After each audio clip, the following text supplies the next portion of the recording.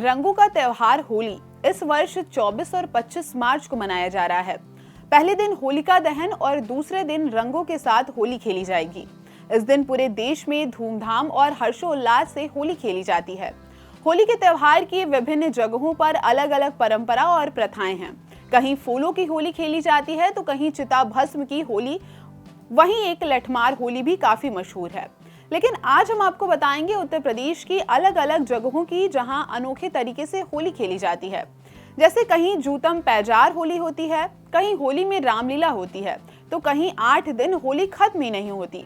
कहीं होली में मस्जिदों को ढक दिया जाता है तो कहीं दरगाह में होली खेली जाती है। तो चलिए जानते हैं ये होलियां यूपी में कहां-कहां खेली जाती हैं। सबसे पहले हम बात करेंगे कानपुर की। कानपुर में एक जगह है हटिया बाजार, जो अंग्रेज हुकूमत के दौर में कारोबार का केंद्र होता था। हटिया के गुलाब चंद सेठ उस समय के बड़े व्यापारी थे। हर वर्ष की तरह उस वर्ष 1942 में भी उन्होंने होली पर एक विशाल आयोजन किया। जब होरियार लोग होली खेल रहे थे तो अंग्रेज आए और उन्होंने होरियारों के होली खेलने के आयोजन को बंद करने को कहा। वहीं होरियार लोगों ने अंग्रेजों की बात नहीं सुनी, तब और अंग्रेजों ने गुलाब चंद सेठ को गिरफ्तार कर लिया। गिरफ्तारी का विरोध करने पर कुछ और लोग भी अरेस्ट हो गए। ये बात कानपुर में आग की तरह फैल गई। गिरफ्तारियों को लेकर जन आक्रोश भड़क गया और गिरफ्तारी के विरोध में पूरे कानपुर में जमकर होली खेली गई। होली के दिन ही नहीं बल्कि पूरे हफ्ते होली खेली जा रही थी। इन्हें रोकने के तमाम कोशिशें हुई मगर सब बेकार, क्योंकि उस वक्त कानपुर अंग्रेजों के कारोबार का बड़ा केंद्र होता था। तो विरोध के चलते अंग्रेजों को भारी नुकसान हो रहा था।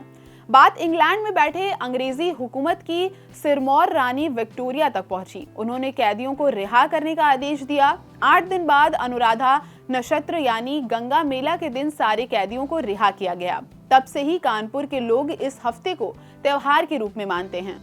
वहीं शाहजहांपुर की जूतम पैजार होली करीब 70 साल पुरानी है। इस परंपरा का किस्सा भी अंग्रेजों से जुड़ा है। होली के 5 दिन पहले ही शाहजहांपुर की मस्जिदों को तिरपाल से ढक दिया जाता है। ढकना इसलिए जरूरी है ताकि रंग से मस्जिद की दीवारें खराब न हो। इस दौरान पूरे शाहजहांपुर में जुलूस निकलते हैं लाट साहब का। दरअसल अंग्रेजों के सबसे बड़े अफसर के नाम के आगे लॉर्ड लिखा जाता है। देशी भाषा में या फुटही अंग्रेजी में लोग उन्हें लाट साहब कहते थे। शाहजहांपुर के जुलूस में किसी शख्स को लाट साहब बनाकर भैंसा, गाड़ी या गधे पर बैठाया जाता है और लाट साहब को जमकर शराब पिलाई जाती है और फिर उसे काले रंग से रंग कर जूते की माला पहनाई जाती है। प्रतीक के तौर पर जूते और झाड़ू मारते हुए लाट साहब के जुलूस को पूरे शहर में घुमाया जाता है। अब बात करेंगे बाराबंकी की देवा शरीफ दरगाह की होली की। हाजी वारिस अली शाह कहते थे जो रब है वो राम है, लेकिन कुछ लोग होली को एक खास धर्म का ड्रामा देते हैं, मगर हर जगह ऐसा नहीं है। बाराबंकी स्थित देवा शरीफ की दरगाह पर मनाई जाने वाली होली ही देख लीजिए।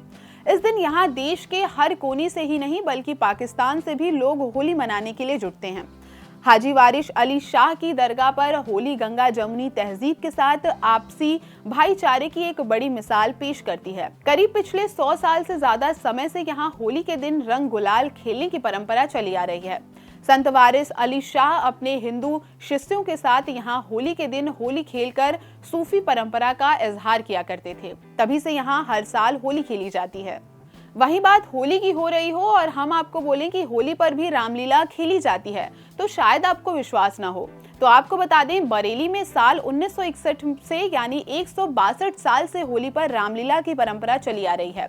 उस समय अंग्रेजों के खिलाफ विद्रोह चल रहा था। मुकाबले के लिए बरेली के लोगों ने श्री राम सेना बनाई। बाद में बड़ी बमनपुरी इलाके में रामलीला का मंचन शुरू हुआ। अंग्रेजों ने रामलीला को रोकने के लिए कई प्रयास किए मगर सफल नहीं हो पाए। तभी से ये रामलीला वाली परंपरा लगातार चली आ रही है।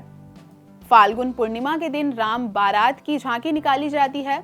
इस झांकी में सैकड़ों ट्रॉलियों में ड्रम में रंग रखे जाते हैं। इन ट्रॉलियों में हजारों हुरियारे होते हैं जो एक दूसरे पर पिचकारियों से, मग्घों से रंग उड़ेलते हैं। रंगों की बौछार करते हैं। मुस्लिम समुदाय के लोग भी फूलों से राम बारात का स्वागत करते हैं। बारात में रंग और पानी की व्यवस्था की जिम्मेदारी जिला प्रशासन की होती है। आपको बता दें, साल 2008 में संयुक्त राष्ट्र शैक्षिक, वैज्ञानिक और सांस्कृतिक संगठन यानी यूनेस्को ने इस रामलीला को वर्ल्ड हेरिटेज लिस्ट में शामिल किया था।